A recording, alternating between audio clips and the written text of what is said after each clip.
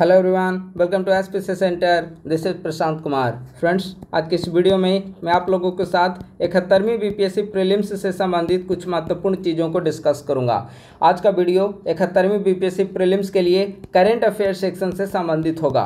हमने 2-3 वीडियो के पूर्व परीक्षा मंथन मैगजीन को डिस्कस किया था और परीक्षा मंथन मैगजीन को हमने बताया था कि 2 वीडियो के रूप में इसे डिस्कस किया जाएगा।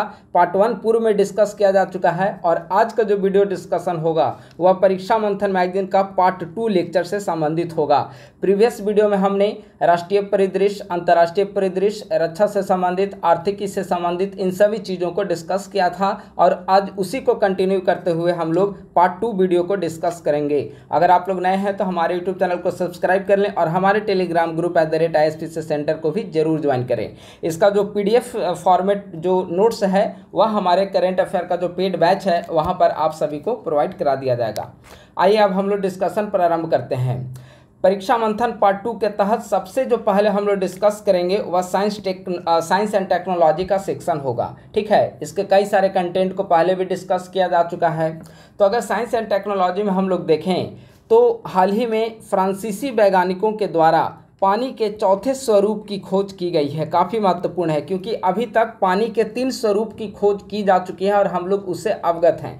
पानी के 3 स्वरूप ठोस, द्रव एवं गैस हैं, लेकिन पानी के चौथे स्वरूप की खोज हाल ही में फ्रांसीसी वैज्ञानिकों के द्वारा की गई है और जिसका नाम प्लास्टिक आइस 7 रखा गया है। ठीक है, इसे तैयार करने में क्वासी इलास्टिक न्यूट्रॉन स्कैटरिंग तकनीक का इस्तेमाल किया गया है। तो काफ़ी महत्वपूर्ण है, फ्रांसीसी वैज्ञानिकों के द्वारा पानी के चौथे स्वरूप की खोज। नाम क्या दिया गया है? Plastic ice 7। अगला बिंदु है इंटरनेट शटडाउन रिपोर्ट 2024। ठीक है, इंटरनेट शटडाउन रिपोर्ट जो है वह प्रतिवर्ष एक्सेस नाउ के द्वारा जारी की जाती है। इंटरनेट शटडाउन रिपोर्ट 2024 में पहला स्थान पर म्यांमार पहला स्थान पर है और म्यांमार में पूरे वर्ष के दौरान 85 बार इंटरनेट शटडाउन की वहां पर शिकायतें देखने को मिली है। दूसरे स्थान पर भारत है जहां पूरे वर्ष भर में 84 बार इंटरनेट को शटडाउन किया गया है। भारत में अगर देखा जाए 84 बार ओवरऑल किया गया है, लेकिन सिर्फ मणिपुर में 21 बार इंटरनेट शटडाउन की घटनाएं घटित हुई है। ठीक है, तो internet shutdown report 2024 access now के द्वारा जारी किया गया। पहले स्थान पर म्यांमार है और दूसरे स्थान पर भारत है। अगला है परफेक्ट 10 मिशन। काफ़ी महत्वपूर्ण है परफेक्ट 10 मिशन। ठीक है, जेफ बेजोस की कंपनी ब्लू ओरिजिन ने 25 फरवरी 2025 ईस्वी को अपना 10वां अंतरिक्ष पर्यटन मिशन पूरा किया है और जो ब्लू ओरिजिन का 10वां अंतरिक्ष पर्यटन मिशन है इसी मिशन को परफेक्ट 10 मिशन के नाम से जाना जाता है। आपसे पूछा जा सकता है हाल ही में चर्चा में रहा परफेक्ट 10 मिशन क्या है, तो आप लोग याद रखेंगे जेफ बेजोस की कंपनी ब्लू ओरिजिन ने 25 फरवरी 2025 ईस्वी को अपना 10वां अंतरिक्ष पर्यटन मिशन को पूरा किया है और इसी मिशन का नाम परफेक्ट 10 मिशन कहा गया है। अगला है पेंडोरा मिशन। नासा के द्वारा 100 प्लैनेट के अध्ययन हेतु लॉन्च किया गया है पेंडोरा मिशन। किसके द्वारा लॉन्च किया गया है? नासा के द्वारा। क्यों लॉन्च किया गया? तो बाह्य जो ग्रह हैं 100 प्लैनेट उसके अध्ययन के लिए लॉन्च किया गया है। ठीक है, 2025 के अंत में इसे लॉन्च किया जाएगा। अभी यह लॉन्च नहीं किया गया है बल्कि 2025 के अंत में इसे लॉन्च किया जाएगा नासा के द्वारा 100 प्लैनेट के अध्ययन के लिए।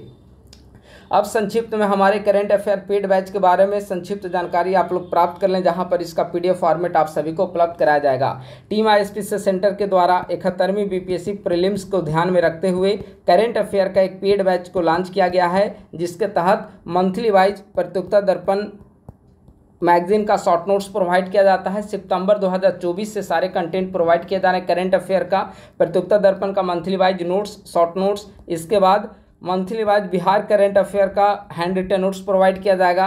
विजन आइस मैगजीन के कुछ सेक्शन जो कि प्रीलिम्स के लिए इंपॉर्टेंट हैं उसका शॉर्ट नोट्स प्रोवाइड किया जाएगा। अभी हम लोग परीक्षा मंथन मैगजीन को डिस्कस कर रहे हैं और इसी का जो PDF पार्ट 1 का PDF ग्रुप में अवेलेबल कराया जा चुका है और पार्ट 2 का PDF भी कल शाम तक इसे प्रोवाइड करा दिया जाएगा। ठीक है, इसके अलावा बिहार स्पेशल पे भी अभी हम लोग वर्क कर रहे हैं। हमारी कोशिश है कि बिहार स्पेशल की भी कोई एक महत्वपूर्ण जो बुक्स हैं उसका बेहतर नोट्स कंटेंट आप सभी को प्रोवाइड किया जाए, तो इस पर अभी वर्क चल रहा है। ठीक है, बजट, इकोनॉमिक सर्वे, ये सब का भी शॉर्ट नोट्स इस ग्रुप में प्रोवाइड किया जाएगा। तो आप लोग इस ग्रुप से जुड़ सकते हैं करंट अफेयर पेड बैच से, जहां पर 71वीं बीपीएससी प्रीलिम्स को ध्यान में रखते हुए सारी चीज़ों को कंटेंट को प्रोवाइड किया जा रहा है। स्पेशली करंट अफेयर पे हमारा ज़्यादा फोकस है। डेली पीआईबी अपडेट्स भी इस ग्रुप में प्रोवाइड किए जाते हैं। इससे जुड़ने के लिए 8375934036 या 9870564701 दो में से किसी भी एक नंबर पे कॉल करके संपर्क कर सकते हैं, मैसेज करके संपर्क कर सकते हैं,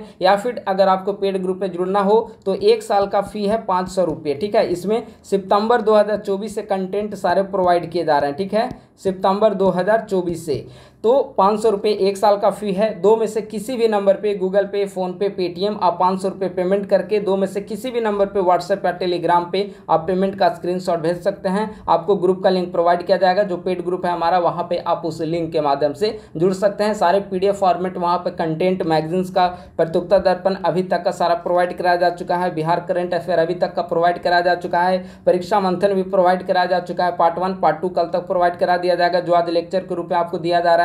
इसके अलावा विजन IAS 10 जून तक, जनवरी, फरवरी और मार्च महीने की मैगजीन प्रोवाइड करा दी जाएगी। इसके बाद आप लोग, आपके ऊपर है जितना बारंबार आप सारे कंटेंट को रिवाइज कर सकते हैं, उससे ज़्यादा से ज़्यादा मैक्सिमम बार आप उसे याद कर सकते हैं। ठीक है, तो 500 रुपये चार्ज है। दो में से किसी भी नंबर पे आप पेमेंट करने के बाद आप पेमेंट का स्क्रीनशॉट भेज करके हमारे इस पेड बैच जो ग्रुप है बीपीएससी प्रीलिम्स के लिए 71वीं के लिए, उससे आप जुड़ सकते हैं। ठीक है, तो अब हम लोग डिस्कशन आगे प्रारंभ करते हैं। पेंडोरा मिशन हो गया है, नासा के द्वारा 100 प्लैनेट के अध्ययन के लिए लॉन्च किया गया है। 2025 के अंत तक इसे लॉन्च किया जाएगा। ठीक है, अब हम लोग आगे बढ़ते हैं।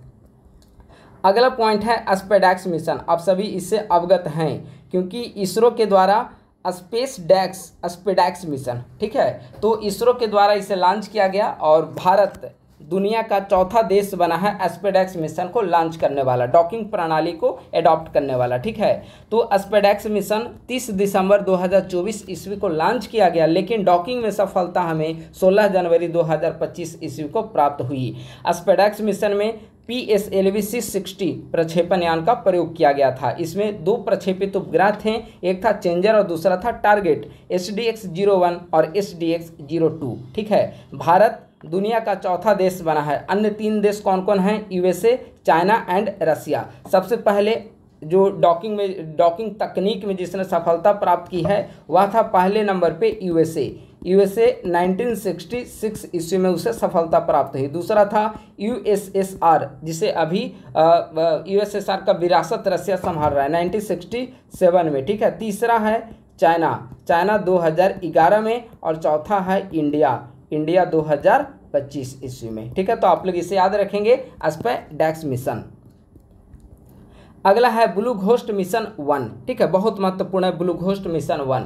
फायरफ्लाई एरोस्पेस के द्वारा संचालित एक रोबोटिक चंद्र लैंडिंग मिशन है। इसे 15 जनवरी 2025 ईस्वी को लॉन्च किया गया तथा 2 मार्च 2025 को चंद्रमा पर सफलतापूर्वक उतरा है। ठीक है, फायरफ्लाई एरोस्पेस के द्वारा संचालित रोबोटिक चंद्र लैंडिंग मिशन है। फायरफ्लाई एरोस्पेस जो है वह US निजी कंपनी है। फायरफ्लाई एरोस्पेस चंद्रमा पर अंतरिक्ष यान को पूरी तरह से सफलतापूर्वक उतारने वाली पहली वाणिज्यिक कंपनी बनी है। तो इसे आप लोग याद रखेंगे ब्लू घोस्ट मिशन 1 को। अगला है जनवरी 2025 में बेंगलुरु स्थित स्टार्टअप पिक्सल ने भारत का पहला प्राइवेट सैटेलाइट कंसल्टेशन लॉन्च किया है। ठीक है, तो आप लोग याद रखेंगे हाल ही में किस स्टार्टअप कंपनी के द्वारा भारत का पहला प्राइवेट सैटेलाइट कंसल्टेशन को लॉन्च किया गया है। तो आप क्या बताएंगे? पिक्सल, जो कि बेंगलुरु स्थित स्टार्टअप कंपनी है। यह देश का पहला प्राइवेट इमेजिंग सैटेलाइट कंसल्टेशन है। कंसल्टेशन क्या होता है? तो यह एक सैटेलाइट्स का समूह होता है जो एक यहाँ पे साथ होगा। ठीक है, जो एक साथ मिलकर कार्य करते हैं। तो इसे आप लोग याद रखेंगे। अगला पॉइंट है इसरो का 100वां प्रक्षेपण। काफ़ी महत्वपूर्ण है क्योंकि इसरो का 100वां प्रक्षेपण हाल ही में पूरा हुआ है। 29 जनवरी 2025 को GSLV F-15 रॉकेट के माध्यम से NVS-02 सैटेलाइट को लॉन्च किया गया था और यह इसरो का 100वां प्रक्षेपण था। ठीक है, NVS-02 यह नाविक सीरीज का हिस्सा है। ठीक है, भारत के सैटेलाइट नेविगेशन सिस्टम का हिस्सा है और इसके तहत 5 सैटेलाइट को लॉन्च किया जा रहा है, NVS-01, 02, 03, 04 और 05। ठीक है, तो NVS का दूसरा सीरीज जो है वह इसरो का 100वां प्रक्षेपण बना, जिसे GSLV F-15 रॉकेट से लॉन्च किया गया, प्रक्षेपित किया गया।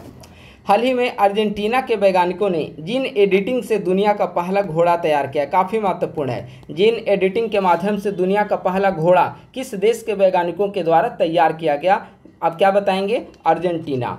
उत्तर भारत का पहला मानव DNA बैंक कहाँ पर बनाया जा रहा है? तो BHU में उत्तर भारत का पहला मानव DNA बैंक बनाया जा रहा है। देखिए, जो परीक्षा मंथन मैगजीन है उसका लक्ष्य 2 हम लोग डिस्कस कर रहे हैं, जिसमें जनवरी से मार्च तक का कंटेंट दिया गया है। इसके बाद जो अगला सीरीज आएगा उसे भी हम लोग डिस्कस करेंगे। अभी तक चूंकि जब आप प्रीलिम्स दे रहे होंगे तो 1 साल का कंटेंट आपको कवर करना है, तो जनवरी से मार्च का लक्ष्य 2 आया हुआ है, उसे हम लोग अभी डिस्कस करें। पार्ट 2, पार्ट 1 पहले डिस्कस किया जा चुका है। ठीक है, तो उसके बाद जो लक्ष्य 3 सीरीज आएगी उसे भी हम लोग आने वाले वीडियो में डिस्कस करेंगे, चूँकि अभी वो मार्केट में आई नहीं है। ठीक है, तो उत्तर भारत का पहला मानव DNA बैंक हो गया BHU में। अगला, हाल ही में भारतीय वैज्ञानिकों ने H5N1 बर्ड फ्लू वायरस के टीके की खोज की है। शोधकर्ताओं ने mRNA तकनीक का उपयोग करते हुए टीके की खोज की है। ठीक है, तो भारतीय वैज्ञानिकों ने H5N1 बर्ड फ्लू वायरस के टीके की हाल ही में खोज की है, mRNA तकनीक का उपयोग करते हुए। हाल ही में टाइफाइड को पूरी तरह खत्म करने के लिए भारत ने दुनिया का पहला मिश्रित टीका तैयार किया है। इसे बंगाल में स्थित राष्ट्रीय जीवाणु संक्रमण अनुसंधान संस्थान के वैज्ञानिकों ने विकसित किया। काफ़ी महत्वपूर्ण है। ठीक है, टाइफाइड को पूरी तरह से खत्म करने के लिए भारत ने दुनिया का पहला मिश्रित टीका को तैयार किया है। इसे बंगाल स्थित राष्ट्रीय जीवाणु संक्रमण अनुसंधान संस्थान के वैज्ञानिकों के द्वारा विकसित किया गया है। अगला पॉइंट है, 26 जनवरी 2025 को नागालैंड के राज्यपाल ला गणेशन ने नागालैंड में मोबाइल ऑपरेशन थिएटर का शुभारंभ किया है। इस मोबाइल थिएटर ऑपरेशन थिएटर शुभारंभ करने का उद्देश्य क्या है? तो राज्य के ग्रामीण एवं दूर दराज के क्षेत्रों में स्वास्थ्य सेवा की पहुंच को बढ़ाना। सवाल किस तरह से पूछा जाएगा? हाल ही में किस राज्य में वहाँ के राज्यपाल के द्वारा मोबाइल ऑपरेशन थिएटर का शुभारंभ किया गया? तो आप क्या बताएंगे? नागालैंड में। वहाँ के राज्यपाल का नाम क्या है? ला गणेशन। हाल ही में जॉर्जिया को आधिकारिक तौर पर WHO के द्वारा मलेरिया मुक्त घोषित किया गया। ठीक है, तो WHO के द्वारा मलेरिया मुक्त किसे घोषित किया गया? जॉर्जिया को। WHO ने नाइजर को अफ्रीकी क्षेत्र में ऑन्कोसेरसियासिस को खत्म करने वाला पहला देश घोषित किया गया है। ठीक है, तो WHO ने नाइजर को हाल ही में अफ्रीकी क्षेत्र में पहला देश बना। ठीक है, दुनिया का 5वां देश और अफ्रीका का पहला देश बना है। आप लोग याद रखेंगे, दुनिया का 5वां देश बना है नाइजर। ऑन्कोसेरसियासिस को खत्म करने वाला दुनिया का 5वां देश बना नाइजर और अफ्रीका का पहला देश है। ठीक है, तो दुनिया के अन्य 4 देश कौन कौन हैं? कोलंबिया, इक्वाडोर, ग्वाटेमाला और Mexico. US news and world reports ने वर्ष 2025 के लिए सर्वश्रेष्ठ आहारों की सूची जारी की है, जिसमें साबुत अनाज को दुनिया में सर्वश्रेष्ठ आहार घोषित किया गया है। हाल ही में US news and world report ने 2025 के लिए दुनिया में सर्वश्रेष्ठ आहार किसे घोषित किया है? तो आप क्या बताएंगे? साबुत अनाज को। 6ठा अंतर्राष्ट्रीय बाजरा महोत्सव 23 से 25 जनवरी 2025 ईस्वी के बीच में, कहाँ? कर्नाटक, बेंगलुरु में। इसका विषय क्या था 6ठा अंतर्राष्ट्रीय बाजरा महोत्सव का? तो इसका विषय था कृषि पारिस्थितिकी के माध्यम से कृषि खाद्य प्रणालियों का परिवर्तन, एक वैश्विक परिप्रेक्ष्य। तो 6ठा अंतर्राष्ट्रीय बाजरा महोत्सव का थीम था।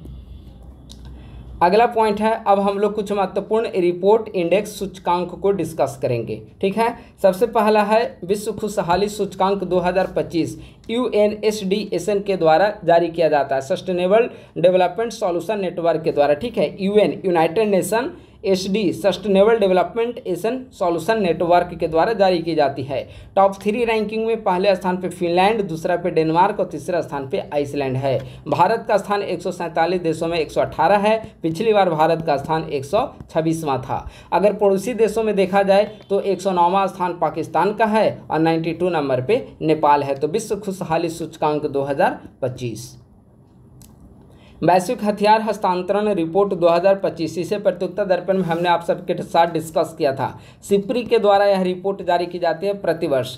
प्रमुख हथियार निर्यातक देश यूएसए, फ्रांस और रसिया है। हथियार आयातक देश में यूक्रेन, भारत और कतर है। ठीक है, पहले नंबर पे हुआ करता था भारत। ठीक है, लेकिन रशिया यूक्रेन वार के बीच यूक्रेन ने काफ़ी ज़्यादा हथियार का आयात किया है, अमेरिका से, फ्रांस से, जर्मनी, पोलैंड इत्यादि देशों से। ठीक है, तो सबसे ज़्यादा अभी वर्तमान समय में हथियार का आयातक जो राष्ट्र है वह है यूक्रेन और दूसरे नंबर पर हो गया है भारत। अगला रिपोर्ट काफ़ी महत्वपूर्ण है, वैश्विक रोजगार एवं सामाजिक परिदृश्य रिपोर्ट 2025। आपसे डायरेक्ट यही पूछा जा सकता है कि वैश्विक रोजगार एवं सामाजिक परिदृश्य रिपोर्ट किसके द्वारा जारी की जाती है, तो आप क्या बताएंगे? ILO के द्वारा जारी की जाती है। इसका प्रमुख अगर कंक्लूजन देखें तो निम्न आय वाले देशों में श्रम बल भागीदारी में गिरावट आई है तथा उच्च आय वाले देशों में इसमें लगातार वृद्धि हो रही है। यह ILO की रिपोर्ट निकलकर सामने आई है। इस रिपोर्ट में भारत के लिए विकास दर अनुमानित जो है 2025 में वह 6.4% रहने का अनुमान है। ठीक है, ILO के बारे में अगर देखा जाए तो ILO का मुख्यालय जेनेवा स्विट्जरलैंड में है। ILO का सदस्य जो है वर्तमान समय में सदस्य देशों की संख्या 187 है और ILO का गठन 11 अप्रैल 1919 ईस्वी को किया गया। ठीक है, तो ILO सदस्य संख्या 187, गठन 11 अप्रैल 1919 और इसका मुख्यालय है जेनेवा स्विट्जरलैंड में। विश्व भविष्य कौशल सूचकांक 2025। ठीक है, विश्व भविष्य कौशल सूचकांक 2025 किसके द्वारा जारी किया गया? लंदन स्थित क्वाक्वारेली साइमंड्स QS के द्वारा पहली बार इसे जारी किया गया है। इसमें 4 मापक, 4 इंडिकेटर हैं। पहला है कौशल अनुकूलता, स्किल्स फिट। दूसरा है अकादमिक तत्परता, एकेडमिक रीडिंग्स, भविष्य का काम, फ्यूचर ऑफ वर्क, आर्थिक परिवर्तन, इकोनॉमिक ट्रांसफॉर्मेशन। ठीक है, ये 4 इंडिकेटर हैं विश्व भविष्य कौशल सूचकांक 2025 के। पहली बार यह जारी किया गया है रिपोर्ट, इसीलिए महत्वपूर्ण हो जाता है। कौन जारी किया? लंदन स्थित QS संस्था के द्वारा, क्वाक्वारेली साइमंड्स के द्वारा। ठीक है, अब इसमें भारत का क्या स्थान है, भारत की क्या भूमिका है? तो भारत को 25वां स्थान पर रखा गया है, 25th रैंक पे भारत है तथा भविष्य के कौशल के प्रतियोगी, फ्यूचर स्किल्स कंटेंडर के रूप में इसे दर्जा दिया गया है। अगला आइए हेनेले पासपोर्ट इंडेक्स। हेनेले पासपोर्ट इंडेक्स देखिए, यह जो रिपोर्ट है वह प्रति 6 महीने पर जारी की जाती है, तो एग्जामिनेशन के समय तक यह रैंकिंग बदल जाएगी। तो आप लोग कंफ्यूज मत होंगे, जब आप वीडियो को बाद में देखेंगे तो आप कंफ्यूज रैंकिंग को लेकर नहीं होंगे। ठीक है, हो सकता है कि आप अगर अगस्त में इस वीडियो को देखें तो तब तक रैंकिंग इसका चेंज हो जाए। ठीक है, चूंकि प्रत्येक 6 महीने पर यह जारी किया जाता है। तो जनवरी 2025 में पहली छमाही के लिए जारी किया गया है। ठीक है, उसमें भारत 85वें स्थान पर है। पहले नंबर पर है सिंगापुर और दूसरे नंबर पर है जापान और भारत है 85th रैंक पे हेनेले पासपोर्ट इंडेक्स में। ठीक है, अब आइए कुछ महत्वपूर्ण विविध कंटेंट हम लोग डिस्कस करते हैं। ठीक है, भारत में पहली हाइपरलूप परियोजना मुंबई और पुणे के बीच में प्रस्तावित है। लंबाई है 410 मीटर। इसके लिए रेलवे ने IIT मद्रास के साथ मिलकर देश का पहला हाइपरलूप टेस्ट ट्रैक तैयार किया है। हाइपरलूप टेस्ट ट्रैक, इसकी लंबाई है 410 किलोमीटर। तो भारत में पहली हाइपरलूप परियोजना कहाँ पर? मुंबई और पुणे का जो रोड है वहाँ पे। भारत का पहला vertical bifacial solar plant UP के ओखला बिहार मेट्रो स्टेशन पर उद्घाटन किया गया। काफ़ी महत्वपूर्ण है, भारत का पहला वर्टिकल बाईफेशियल सोलर प्लांट कहाँ पर उद्घाटन किया गया? यूपी के ओखला बिहार मेट्रो स्टेशन पे।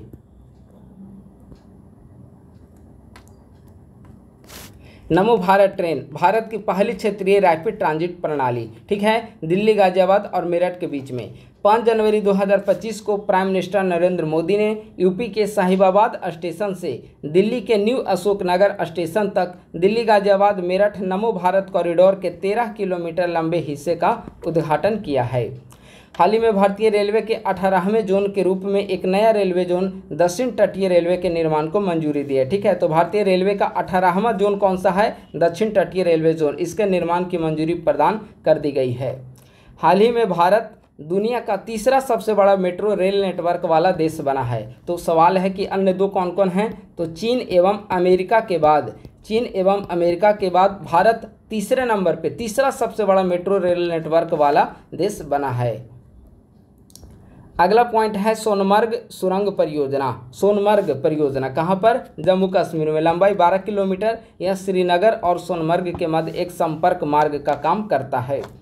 देश का पहला समुद्री ग्लास ब्रिज, काफ़ी महत्वपूर्ण है, देश का पहला समुद्री ग्लास ब्रिज। तो देश का पहला समुद्री ग्लास ब्रिज जो है तमिलनाडु कन्याकुमारी में। यह कांच का पुल कन्याकुमारी में स्थित पर्यटन स्थल विवेकानंद रॉक मेमोरियल को 133 फीट ऊंची तिरुवल्लुवर प्रतिमा से जोड़ती है। अगला है एशिया की सबसे बड़ी सैलो वेब बेसिन अनुसंधान सुविधा की शुरुआत IIT मद्रास के द्वारा की गई है, काफ़ी महत्वपूर्ण है।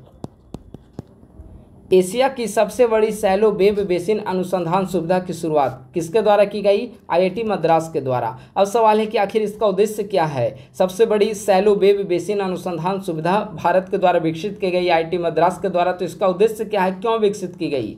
तो भारत की तटीय और समुद्री इंजीनियरिंग से जुड़ी तकनीकी और अनुसंधान आवश्यकता को नया आयाम देने के लिए IIT मद्रास के द्वारा इसे विकसित किया गया है। अगला पॉइंट है भारत का पहला ग्रीन हाइड्रोजन और 2G इथेनॉल संयंत्र हिमाचल प्रदेश के सोलन में स्थापित किया जाएगा, काफ़ी महत्वपूर्ण है। भारत का पहला ग्रीन हाइड्रोजन संयंत्र कहाँ पर, ग्रीन हाइड्रोजन और 2G इथेनॉल संयंत्र कहाँ पर? हिमाचल प्रदेश के सोलन में। हाल ही में पूर्व राष्ट्रपति रामनाथ कोविंद ने गुरुग्राम के सेक्टर 39 में भारत के पहले विश्व शांति केंद्र का उद्घाटन किया है। आप लोग याद रखेंगे, हरियाणा गुरुग्राम में पूर्व राष्ट्रपति रामनाथ कोविंद के द्वारा भारत के पहले विश्व शांति केंद्र का उद्घाटन किया गया है।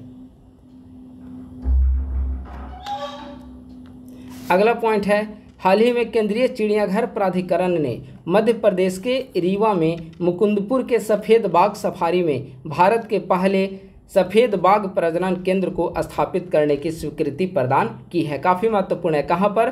केंद्रीय चिड़ियाघर प्राधिकरण ने मध्य प्रदेश के रीवा में मुकुंदपुर स्थित सफ़ेद बाघ सफारी में भारत के पहले सफ़ेद बाघ प्रजनन केंद्र को स्थापित करने की स्वीकृति प्रदान की है, काफ़ी महत्वपूर्ण है। अगला, भारत की पहली तटीय और जल पक्षी गणना कहाँ आयोजित की गई? तो भारत की पहली तटीय और जल पक्षी गणना जामनगर गुजरात में आयोजित की गई है।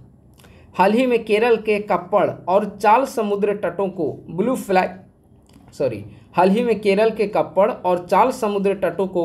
फ्लैग प्रमाणन प्रदान किया गया है। इस प्रकार से वर्तमान समय में ब्लू फ्लैग प्रमाणन प्राप्त करने वाले समुद्र तटों की कुल संख्या कितनी हो गई है? तो बढ़कर हो गई है 14।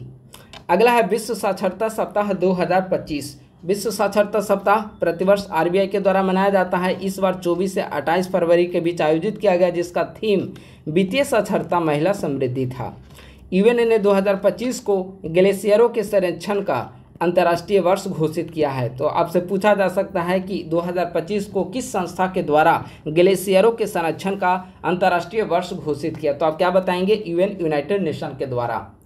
हाल ही में रक्षा मंत्रालय ने वर्ष 2025 को सुधार वर्ष के रूप में मनाने का निर्णय लिया है। ठीक है, तो विविध से संबंधित महत्वपूर्ण चीज़ें यहाँ पर डिस्कस हो गया। अब हम लोग आइए लास्ट सेक्शन जो डिस्कस करेंगे वह है 18वीं वन रिपोर्ट, जिसे दिसंबर 2024 में जारी किया गया है। ठीक है, तो नई वन रिपोर्ट जो आई है उसके डेटा को हम लोग डिस्कस करते हैं।